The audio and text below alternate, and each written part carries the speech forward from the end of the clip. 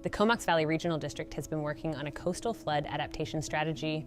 They identified some of the highest risk areas around the region. This one focused on one of those most high risk area. The boundary of the study area goes from the 17th Street Bridge to the boundary with the town of Comox.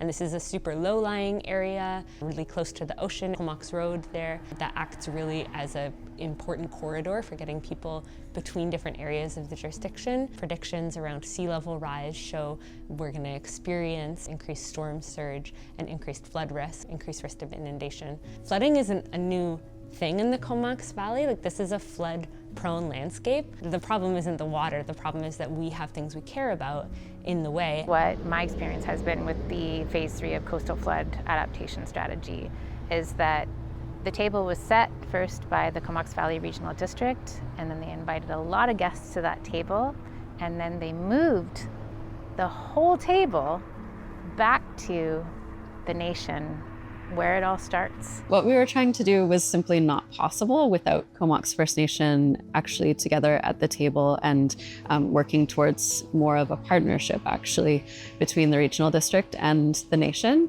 It started off with me just attending their flood mitigation meetings. So I just sat in and listened to what they had to say, and then I brought the cultural lens to the meetings where I kind of just mentioned old ways of how we work things. Here on this beautiful beach that's behind me, my ancestors here in Comox have fish traps here. They were taking pictures of historically. There is diagrams of them as well. Lots of knowledge about them. They were managed by families. And all the stories I heard from back in the day on how much salmon used to run through here is you could walk across the river on top of them. We've had experience here with erosion just generally here just on the reserve.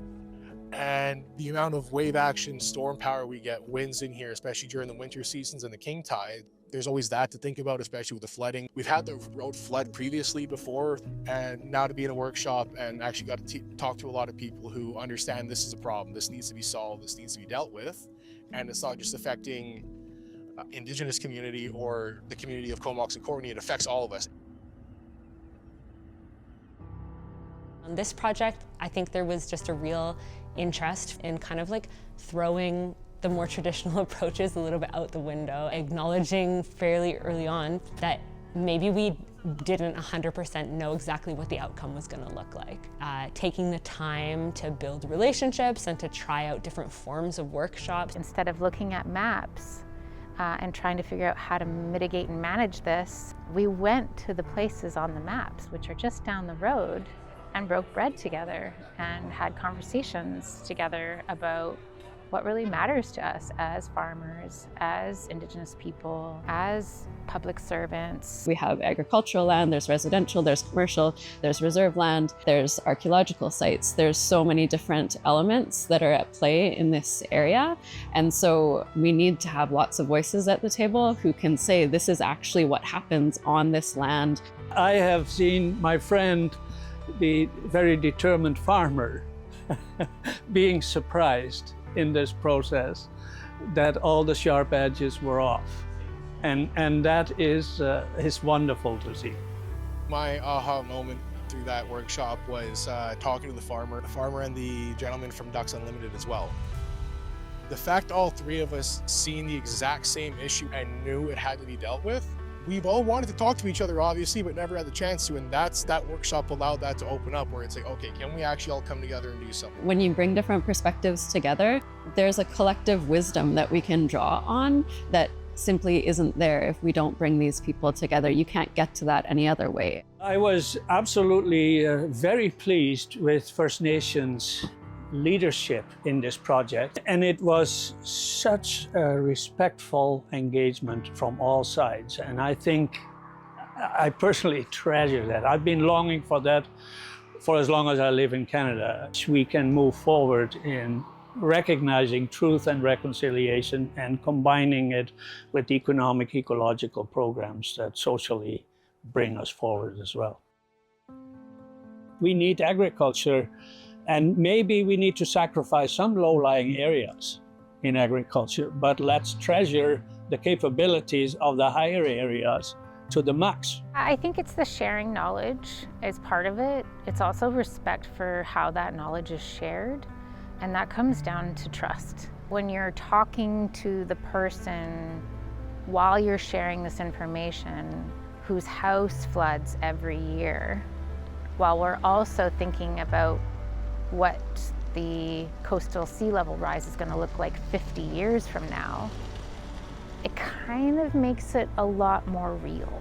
Think about this project really with collaboration first and foremost, and partnerships being a central goal. So rather than just kind of having a technical outcome, instead thinking about like what builds climate resilience. It's not always just blocking the water. Sometimes it instead also looks like people having good relationships and being able to respond well in an emergency together. Hazards like floods don't respect jurisdictional borders. We may not be in the same jurisdiction together, but we're going to have the same impacts. Everyone had that moment of saying, like, we really want this to be more than just a report. And then that led to them kind of coming up with the idea of having a painting to tell their story. So at the top here I have the welcome figure, and in the welcome figure the hands are open, kind of the first steps of the process of CVRD and not knowing the final plan, but to know that they wanted to come into this with the approach of open hands, the open heart, open minds. And then also I'll have depicted in the hands is the salmon, so the salmon's in his hands, showing the wealth of the riverways, and then also the openness to the whole process and everybody's concerns. So along this journey of figuring out who should be a part of these meetings, they slowly built their canoe and started filling it with everybody, the farmers, the Ducks Unlimited, KFN, and CVRD. We all got onto this canoe journey, and coming together, we built this community where it's a living community, so you can see the smoke coming out of the smoke hole of the longhouse, because it's a issue that we'll be dealing with not just today, not just tomorrow, but for many generations, and it'll go beyond our current community and be left for our future generations to deal with. And hopefully we can help those issues now and build a good community around it with all of our partnerships.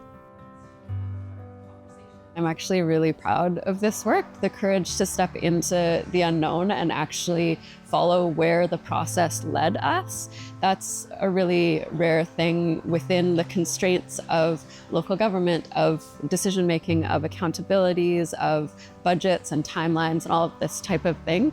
It's actually quite challenging to find a situation where folks have the capacity and the will and the courage to follow the process where it leads, and they really did in this situation. I'm super proud of it. The report shows a lot of different recommendations. It's not one big, a dike or a specific thing. It looks like a bunch of different types of things, small resilience programs, neighborhood level flood resilience programs, green armoring approaches that are more mindful of archaeological sites, long-term projects looking towards agriculture that can incorporate some salinity resistant plants or things like that. We wouldn't have gotten there if we didn't have all of those voices coming in together. To see all the different types of people that come from different work backgrounds and work professions to be sitting in one place and listening to each other, it was like, wow, there's a lot of people here that actually care about the same thing, that want to do the same thing and solve the same issue. This is what I like to see. It's awesome. If we do the right thing, there is a blessing possible. and I think that we should never let up in fighting for that.